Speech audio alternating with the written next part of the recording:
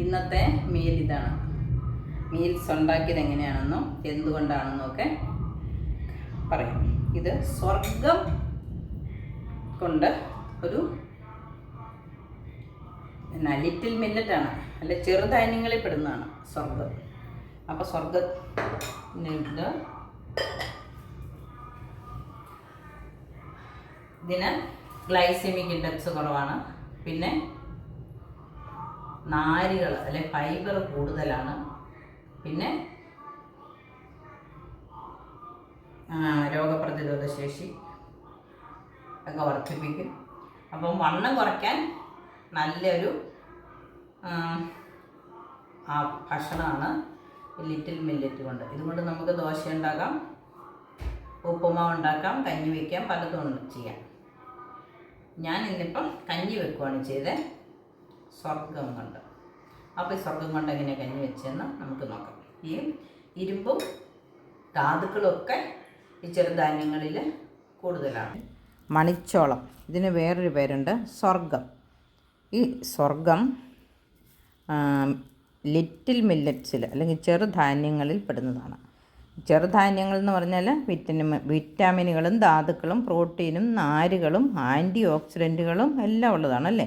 അതുപോലെ glycemic index കുറവാണ്. പിന്നെ അതുകൊണ്ട് തന്നെ കൊളസ്ട്രോളും പ്രമേഹവും കുറയ്ക്കും. പിന്നെ ഹൃദയാരോഗ്യം മെച്ചപ്പെടുത്തും, ദഹന പ്രക്രിയയ്ക്ക് സഹായിക്കും, വെയിറ്റ് കുറയ്ക്കും, നമ്മുടെ എല്ലിനും ധാതുക്കളും എന്ന് പറയുമ്പോൾ കാൽസ്യമൊക്കെ ഉണ്ടല്ലോ, അപ്പോൾ സ്കിന്നിനും ബോണിനും ഇത് നല്ലതാണ്. അപ്പം നമുക്ക് ഇന്ന് ഇത് ഒരു ടേബിൾ സ്പൂണേ ഉള്ളൂ. ഇതും കൊണ്ട് നമുക്ക് ഇന്നൊരു കഞ്ഞി വയ്ക്കാം. ആദ്യം നമുക്കിതൊന്ന് കൊണ്ടുപോയി കുതിരാനാണ്. ഇന്നിപ്പോൾ വൈകുന്നേരം കുതിരാനിട്ട നാളെ നമുക്ക് കഞ്ഞി വയ്ക്കാം. ഇതിവിടെ മൂടി വയ്ക്കാം. ഇതാണ് നമ്മൾ കുതിരാൻ വെച്ച സ്വർഗം. അപ്പം നമുക്കിത്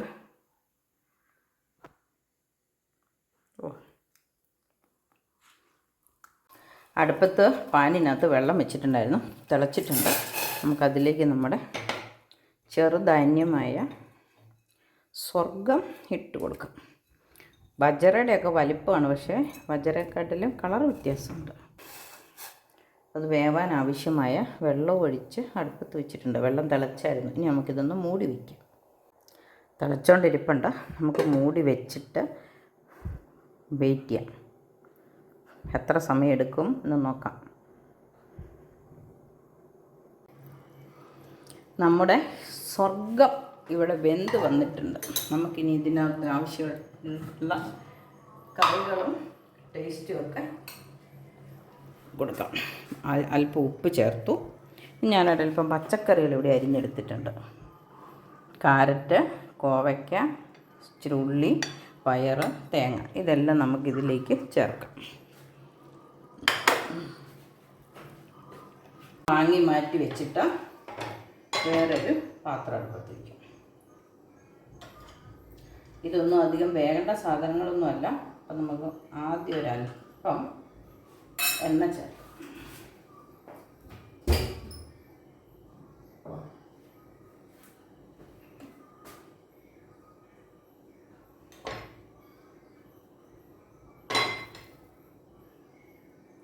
ഒലിവെണ്ണയാണ്. കടുകൊന്നും ഇടുന്നില്ല.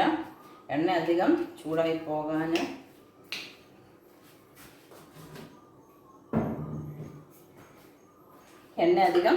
പോകാതെ നമുക്ക് ഉടനെ തന്നെ പച്ചക്കറികളങ്ങ് ചേർത്ത് തേങ്ങ, പച്ചക്കറികൾക്ക് വേണ്ട ഉപ്പും ചേർക്കാം. ചോറിന് വേണ്ടി ഉപ്പ് നമ്മൾ ചേർത്തിട്ടുണ്ട്.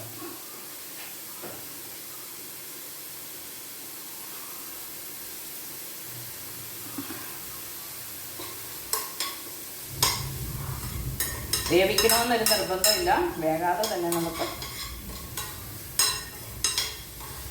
പച്ചക്കറികൾ ഉപയോഗിക്കാം.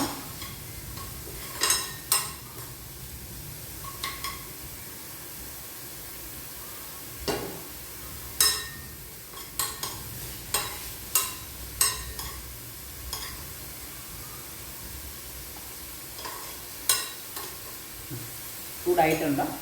നമുക്ക് ഇതിലേക്ക് നമ്മുടെ കഞ്ഞി ചേർത്ത്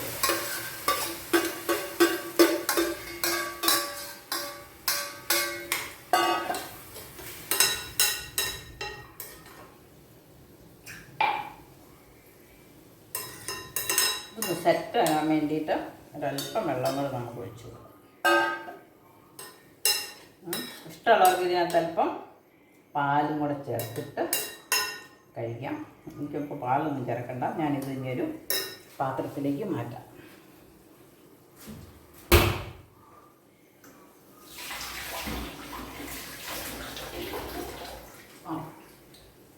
പാത്രം ഇഷ്ടമാണ് ഈ പാത്രത്തിൽ.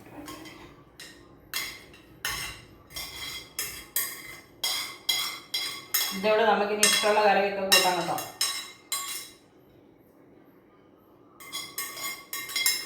ഇറച്ചിയോ മീനോ മുട്ടയോ